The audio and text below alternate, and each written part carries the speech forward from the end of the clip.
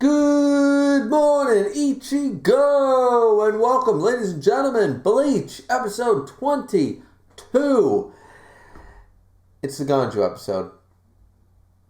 Skip, okay, done. Like, comment, subscribe. See you next time. Okay, alright.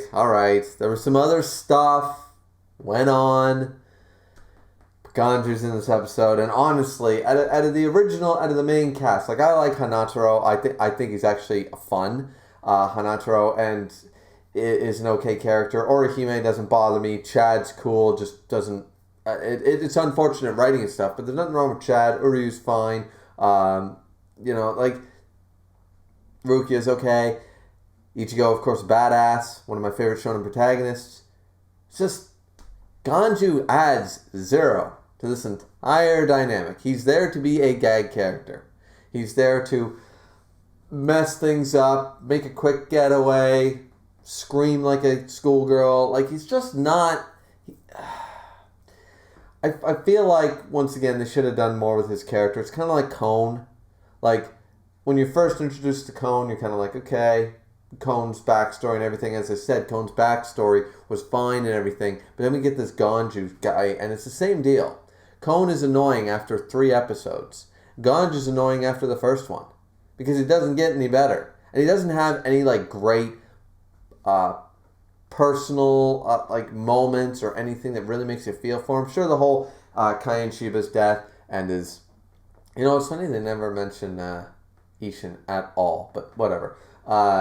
But Kai Shiba's death and everything in the hands of a Soul Reaper, we get that that's his character arc, but it doesn't really go anywhere. It's more the Shibas as a pair, the Shiba siblings, rather than just Ganju's personal journey. And it's not like something he has to keep getting over. It's not like he has a bunch of these great, like, episodes where he's struggling to deal with it and we have the good music score or anything. No, it's just kind of like, oh, Rukia, she's the one and everything. I can't help this. No, I won't help it. And then that's kind of it. I mean, I might be misremembering, once again, why I'm watching the anime again, but yeah, Ganju does not do it for me. But do you guys like Ganju? Because I do not like Ganju. I do not like Ganju as a character. He's just there. He's not a terrible character. He's just annoying. And he adds nothing to the show. He's actually the only real drawback, in a way, of the Soul Society arc. He's a drawback for me. Because this episode, once again, Ichigo wants to wait. Yoruichi scratches him across the face, because it's a challenge, all this such. And, because Gin showed up at the gate. I forgot. That was actually the good part. I forgot about that. Gin shows up at the gate and from the end of the last episode and just... Shinso, bam, and Gin acting like Gin Ichimara. We've already been introduced to him previously, but this is more of his solo sort of idea. He's there, bye-bye now, and all that stuff at the gate and everything. He injures Jidambo. He clashes with Ichigo, but of course Ichigo is no match. Yoruichi knows this, and thankfully they escape with their lives. Orihime starts healing Jidambo. We find out about the Rukon district and all that. We meet the parakeet, which once again makes no damn sense that the boy was a bird. That still makes no sense to me. But neither does Yoruichi randomly transform into a cat, but whatever. Point is that we do get to meet that. That's a nice moment for Chad, back when Chad was relevant. This is nice and everything. I am interested in the fact that the souls kind of like get dispersed and such. And some of them have the potential, of course, to be Soul Reapers and stuff here in the Rukon district, but it's usually very unlikely.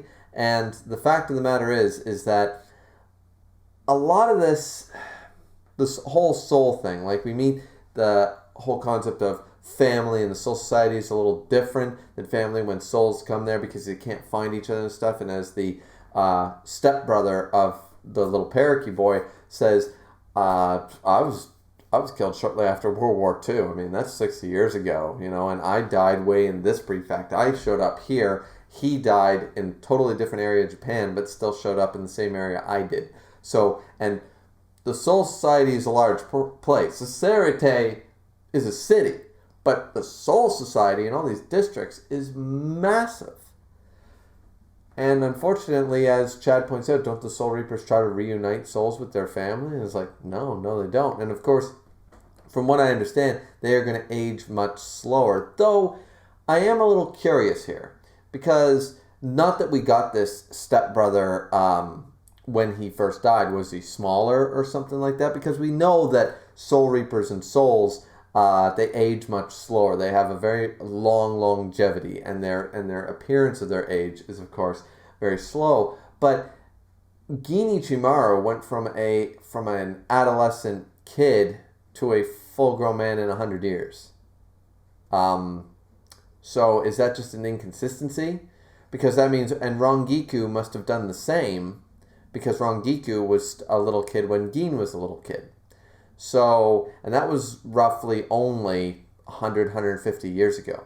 Now this kid has been dead for 60 years, since 47. Now, was this an English dubbed thing? Was this a filler scene for the anime? Should I be taking that with a grain of salt? Probably. But I just, the longevity thing of souls, this, all I'm asking is, when a soul is born between spirits, because they can still have children, like, you don't need to die as a human. Every single soul there was once human and died.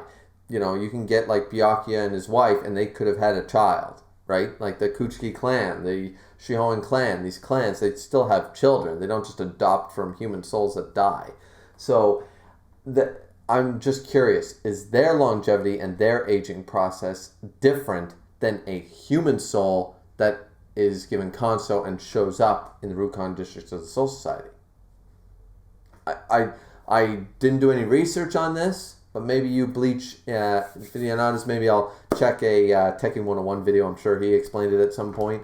But if you guys could explain that to me and just pose the question, I don't know if it's ever been answered, but it just seems like that would solve the problem, to say that they both have longevity, but there is the age discrepancy thing. The aging process is different between a human soul that comes to the Soul Society and one born in the Serete, for example, a standard Soul Reaper.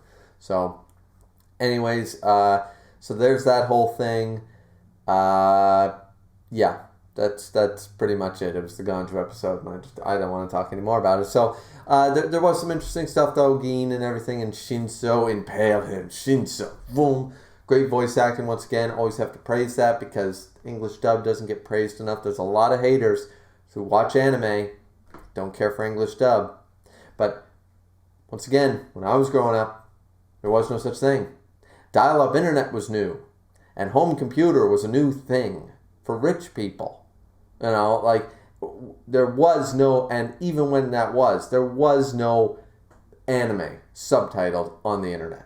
That did not exist when I was growing up. You grew up, you watched Fox Kids, you watched YTV, you watched Pokemon and Digimon and Yu-Gi-Oh! And Inuyasha and all these type of things, and Yu Yu Hakusho. You didn't have a choice. And though people can complain about the 4Kids dubs and stuff, there were still great voice actors during the time of 4Kids. And Dan Green, perfect example. So the hate for English dub is just absolutely ridiculous. They clearly haven't seen Bleach, because all these voice acting, Gin Ichimaru in this episode and everything, just really well done and everything. So, yeah. Anyways, I guess I filled my time slot for this episode. I know I made a joke at the beginning, but I guess there was more to it than just Ganju. But, yeah, the later half was Ganju, and that just left a bitter taste in my mouth. So, anyways, guys, hope you guys enjoyed. This has been Griever with your Bleach episode review. Like, comment, and subscribe. We will see you back here next time. Peace out.